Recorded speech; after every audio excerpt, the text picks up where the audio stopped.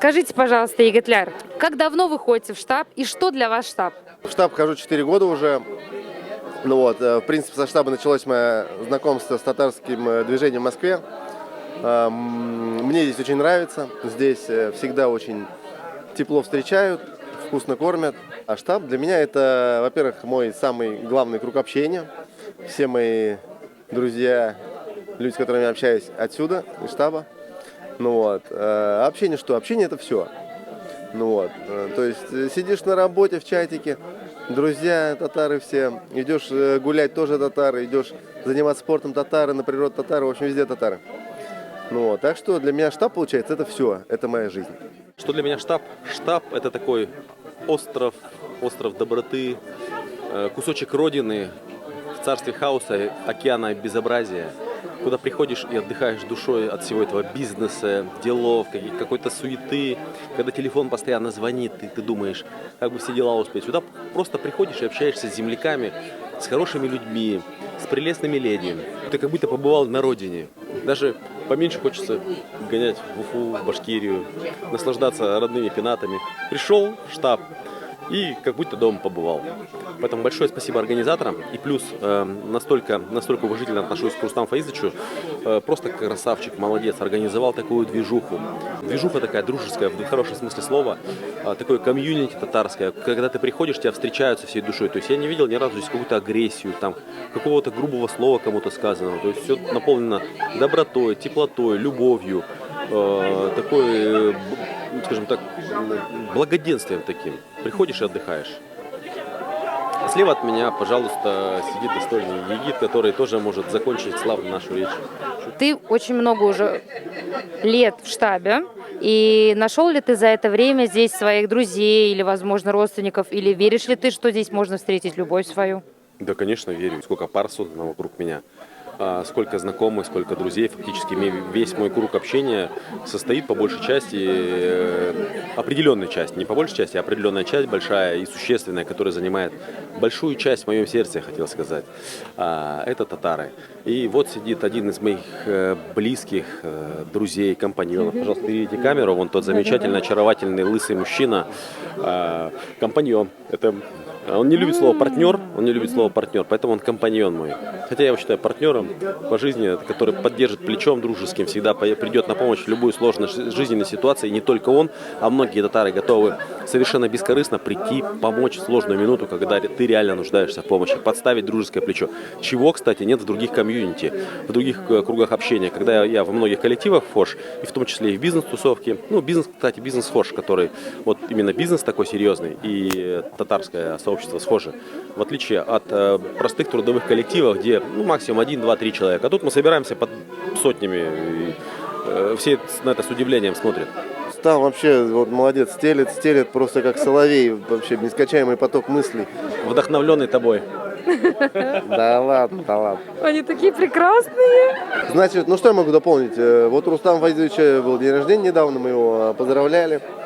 И хочется ему пожелать, чтобы он все это сохранил, пронес надолго через года, чтобы, может быть, там наши дети уже приходили сюда, радовались так же, как мы когда-то в свое время.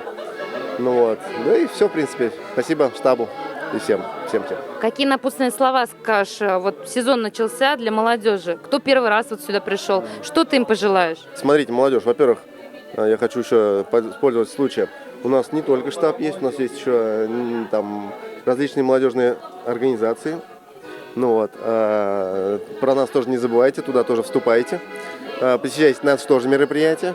И это уж, если уж так сезон получается, да, обещает быть горячим. Молодежь, приходите, не пожалейте. Еготляр, скажите, пожалуйста, вы свободные ребята? Да, я свободен, девчонки. Да, я свободен. А где вас можно встретить и как вам понравится девчонкам, а? Девчонки должны быть просто сами собой, и тут уже либо да, либо нет. Единственный путь, где мы можем пересечься, это здесь. А какими качествами должна она обладать, эта девушка твоей мечты? Должна быть красивая, ухаживать за собой, не пилить мужчину на разные дурацкие поводы. Что еще?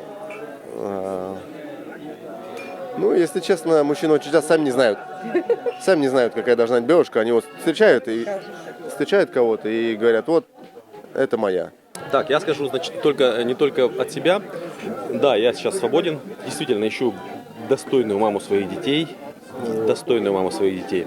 И хочу обратиться от лица, наверное, многих мужчин, нормальных, адекватных, самодостаточных, которые понимают, кто такой мужчина, кто такой женщина и какова роль мужчины в жизни женщины, и какова роль женщины в жизни мужчины.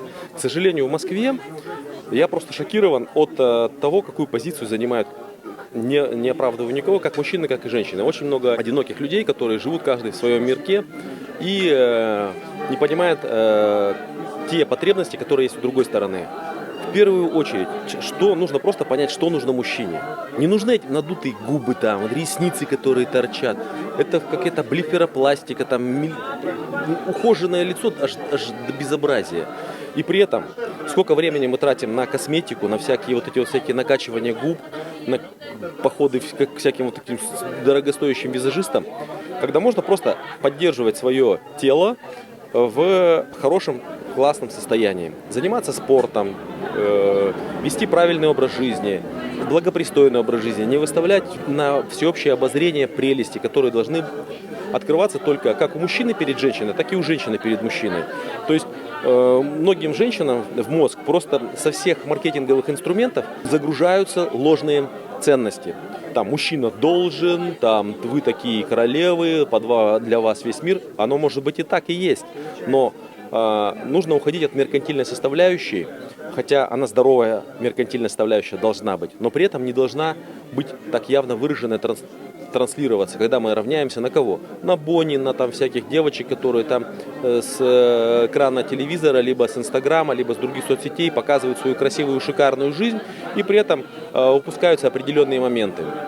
А простому мужчине, простым нам, мужикам, простым парням требуются нормальные, благопристойные дамы, которые не выставляют на всеобщее обозрение свои прелести, не накачивают губы, не делают эти дебильные ресницы, которые умеют отделять вот этот ложный маркетинг, ложные интересы, ложные ценности от реальных ценностей, которые нужны людям. Ну, также то же самое и к мужчинам могу сказать, что мужчина должен понимать, кто такой мужчина и что он должен для своей семьи, для женщины и для мира в целом делать. Они тоже, это показушная такая демонстрационная позиция, что я такой великий король, и под меня все должны стелиться. Все женщины такие меркантильные, и им только деньги нужны. Да, женщинам нужны деньги, я не спорю. Здоровая меркантильность, она должна быть. При этом нужно искать постоянно золотую середину, и отношения — это прежде всего работа. Работа двух сторон над тем, чтобы создать совместное счастье. Скажем здоровые отношения, да, когда мы говорим о том, чтобы с другим человеком должно быть лучше, чем тебе сейчас. Но, как правило, в современном мире, к сожалению, встречаются очень часто истории, когда мужчина появляется в жизни женщины, женщина появляется в жизни мужчины, и начинается какой-то вынос мозга, что с одной, что с другой стороны. Я, опять же, никого не оправдываю, ни мужчин, ни женщин, ни за женский, ни за мужской лагерь топлю. Я топлю за нормальные, здоровые, классные отношения, от которых будут тащиться две стороны и кайфовать. Ох, вот это да! Мне кажется, я заведу отдельный влог с Рустамом, и мы будем с тобой вести YouTube-канал отдельно, только ты и я. Я буду просто молчать и держать микрофон, а ты будешь вещать. Ты на это согласен? Безусловно. Все. Мы можем даже провести эфир. Да. Да, мы можем провести эфир. Когда? В любое время давай согласуем, где встретить успешного мужчину.